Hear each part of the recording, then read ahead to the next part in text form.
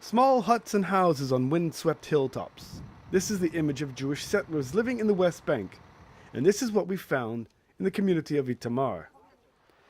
It was here in the Samarian hills around Nablus, the West Bank's largest Palestinian city, which formed the heartland for biblical Judaism. Today, many of Itamar's residents eke out a living as organic farmers and teachers. The Arab-Israeli conflict is a perpetual battle for the narrative, and foreign journalists have been brought here to hear and see the Israeli side. Yuli Edelstein is the Israeli Minister for Public Diplomacy and Diaspora Affairs. He personally led this trip in an effort to show that life here is contrary to the images of violence often seen in the media.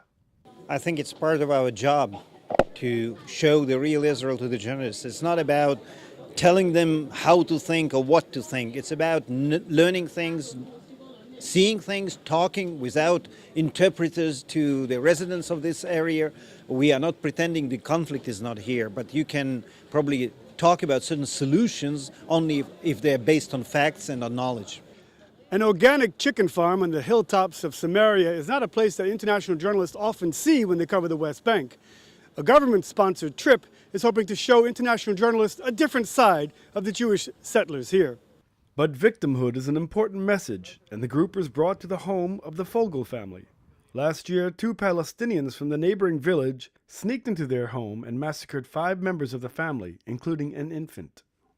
There are some 30 Jewish communities in this part of the West Bank, and it was important for the government-sponsored trip to show us that the Arabs and Jews coexisted.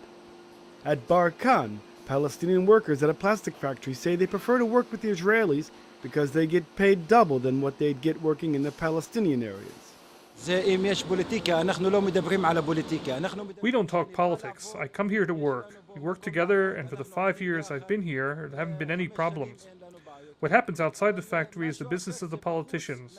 We're here to work. We have a home and a family to support. Manager Yehuda Cohen says he moved his factory here from near Tel Aviv because he needed the space. After I came here, I can say that the Palestinian workers, they are the best workers that I can find in Israel. It's a complicated reality, but Minister Edelstein beseeched the journalists to let the pictures speak for themselves.